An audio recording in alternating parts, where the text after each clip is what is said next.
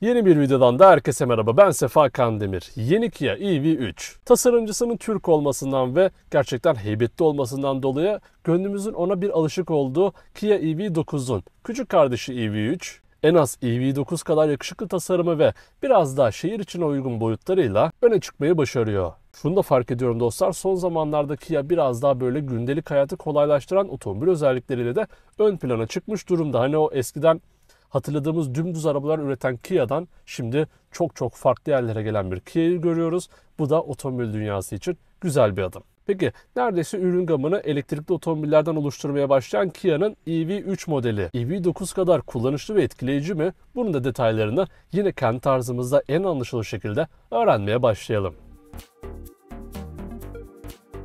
Kia EV3, Hyundai Kia tarafından ortaklaşa geliştirilen Hyundai eGMP 400 volt mimarisi üzerinde 2024 yılında üretilmeye başlandı. Son olarak ülkemizde de satışa çıkan ve gerek tasarımcısının Türk olmasından gerekse sunduğu akılcı çözümleriyle çok beğendiğimiz fakat biraz ulaşmanın hayal olduğu EV9'un ufak versiyonu olması da yeni Kia EV3'ün bizler karşısındaki avantajını biraz da arttırıyor. Kia EV3 belki kulağa biraz tuhaf gelecek fakat B SUV segmentinde yer alıyor dostlar. Yerine geldiği model ise Soul EV. Yeni Kia EV3'e önden baktığımızda EV9'a nispeten benzeyen bir surat görüyoruz. Burada köşelerdeki LED Matrix farlar hem tasarım hem de görüş performansı olarak gayet iyi durumdalar. Elektrikli araba olmasından dolayı kapalı bir tasarımda olan EV3'ün ön tarafında burada bir Kia logosu görüyoruz. Tamponun tasarımı bana inceden Mini Countryman'i anımsattı. Tabi Kia'nın bu tasarımı biraz daha albenili duruyor, o bir kesin. Genel olarak bu tasarımı beğendiğimi söyleyebilirim dostlar.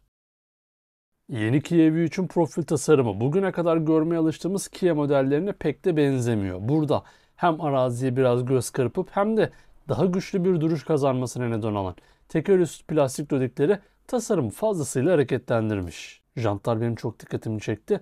Bu sanki birbir içine geçmiş gibi duran jant Kia'nın da yeni tasarım dilini yansıtıyor ve 17 inçten başlayıp 19 ince kadar çıkıyor dostlar. Şarj soketini de hemen sağ tekerin üstüne koymuşlar. Manuel kapaklı açılan şarj kapağıyla EV3'ü şarj edebilirsiniz. Burada stabil bir omuz çizgisi de yok. Ön taraftan başlayan omuz çizgisi kapılara geldiğinde yukarıya doğru çıkıyor ve arka çamurluğa yaklaşınca tekrar aşağıya iniyor. Bu da profilin daha yüksek ve hareketli görünmesini sağlıyor. Kapı kolları da sevdiğimiz tarzda olmuş ama ön kapı kolu öyle göründüğü gibi elektrikli değil dostlar, böyle elinizde açılıyor. Arka kapı kolları ise G-Stone üzerine yerleştirmiş. Artık iyiden iyiye alışık zaten buna. Onun dışında bu krom renkli marşperleri ve parlak siyah parçalarıyla B SUV segmentinde Kia EV9'u aratmayan EV3'ü biz beğendik. Kia EV9'da en çok benzediği yere ve böyle baya ona yaklaşmadıktan sonra onun EV3 olduğunu anlamanızın çok zor olacağı arka tarafa geçtiğinizde Kia markasının yeni tasarım diliyle bir kez daha karşılaşıyoruz. Arka cam EV9'un aksine biraz daha yatay gelmiş. Yatay camı daha spor gösteren spoiler, üzerindeki uzun fren lambası tasarımı da beğendiğim detaylardan oldu. Ki burada görünürde bir cam silgecinin olmaması da artı puanı hemen kapar. Stoplar ilginç değil mi, bayağı karakteristik olan ama açıkçası böyle yolda uzaktan görünce hemen bu Kia diye aklıma gelmesinin zor olacağı bu stoplar arka tarafı tek başına domine ediyor. Burada ortada bir geri görüş kamerası ve Kia logosu da duruyor. Tamponları genel olarak ben EV3'te beğendim dostlar. Parlak gri renk gerçekten çok yakışmış. Peki B SUV olan Kia EV3'ün boyutlarında bizi ne bekliyor? Yeni Kia EV3 4300 mm uzunluğunda, 1850 mm genişliğinde ve 1560 mm yüksekliğinde boyutlara sahip. Neredeyse eski nesil C-SUV boyutlarında olduğunu söyleyebilirim. Dingil uzunluğu ise 2680 mm. Bu da iç mekanda bizi geniş ve ferah bir yaşam alanının beklediğinin bir işareti olur. Yeni Kia EV3'ü manuel kapı kollarından tutup ki gerçekten şu manuel kapı kolları bir acayip olmuş diyebilirim. Bu kapıların içine baktığımızda gayet sade ve basit bir tasarım görüyoruz. Tasarım basit fakat hele bir yaklaşın bakın. Koltuk ısıtma, soğutma ve direksiyon ısıtma tuşlarının hemen buraya koyulması kullanımı kolaylaştıran detaylardan olmuş. Altta ise klasik şekilde cam açma kapama ve ayna ayar tuşları duruyor. Benim çok beğendiğim detayların arasında kapı ceplerinin ambiyans aydınlatmadan işlevsel şekilde faydalanması oldu. Geldik koltuğa. Koltuğumuz elektrikli olarak yönlendirilebiliyor hem de 8 farklı yöne. Segmentine göre gayet şık ve konforlu görünen bu koltuklara oturduğunuzda ellerinizin arasında iki kollu, hafif altıgen şekli ve bu asimetrik Kia logosuyla direksiyon simidini bulacaksınız. Bu asimetrik logo bana eski arabaları hatırlattı dostlar. Hatırlarsanız bir dönem bu oldukça popüler bir şeydi. Renault olsun, Kia'da var mıydı pek hatırlamıyorum ama Opel olsun, Opel'de vardı sanki. Asimetrik logolu direksiyonları vardı onların. Bana o günleri anımsatan bu teoride 4, pratikte 2 kollu direksiyon simidi üzerinden araçla ilgili ayarları anlık olarak yapabiliyorsunuz. Tasarımı beğendim. Duruşu da güzel, sürüşü de nasip olur inşallah. Bu direksiyon arkasında tek parça gibi görünüp aslında 12.3 inçlik iki ekrandan oluşan toplamda 30 inçlik dijital gösterge ve multimedya ekranı duruyor. Çok ilginçtir. Klima kontrol ünitesini bu iki ekranın arasına koyan Kia, klimayı sadece şoför yönetir kardeşim mi demek istedi? Yok yok. Sadece oradan yönetilmiyor. Onun dışında bu ekranların renk kalitesi, çözünürlükleri ve temalarını da ben gayet beğendim. Kumaş kaplı konsol üzerinde. Benden yine artı alan bu dokunmatik de olsa tuş takımlarıyla multimedya ekranı kullanabiliyorsunuz. Ses açma kısmı tuşu da yine burada. Parlak gri tasarlanmış konsolun devamında ise klima kontrol ünitesini koymuşlar. Orta konsol iyice boşaltılmış dostlar. Vites kolu böyle irice direksiyonun hemen arkasına koyulmuş. Vites kolundan boşalan bu alana USB bağlantı noktaları, kablosuz telefon şarjı ve küçük eşyalarınızı koyabileceğiniz bir alan bırakılmış.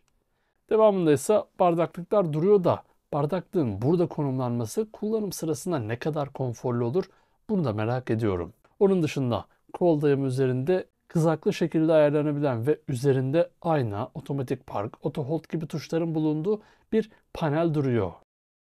Yolcu koltuğu üzerindeki bu tuşları görüyorsunuz dostlar. Bu tuşlar gerçekten hiç olmadık zamanda bir hayli işe yarıyor. Hem şoförle kullanımda şoförün işini kolaylaştırıyor hem de yanınıza yaşlı bir yolcu bindiğinde onun koltuğunu zahmetsiz şekilde ayarlamanızı sağlıyor. Bunu yakın zamanda tecrübe etmiş biri olarak bu tuşların birçok arabada standart olması gerektiğini düşünüyorum. Tabi sadece yaşlı yolcularda işe yaramaz. Eşiniz ya da kız arkadaşınız bindiğinde centilmence koltuğu ayarlamak hem EV3'e hem de size bir artı puan yazar. Basit fakat etkili bir çözüm.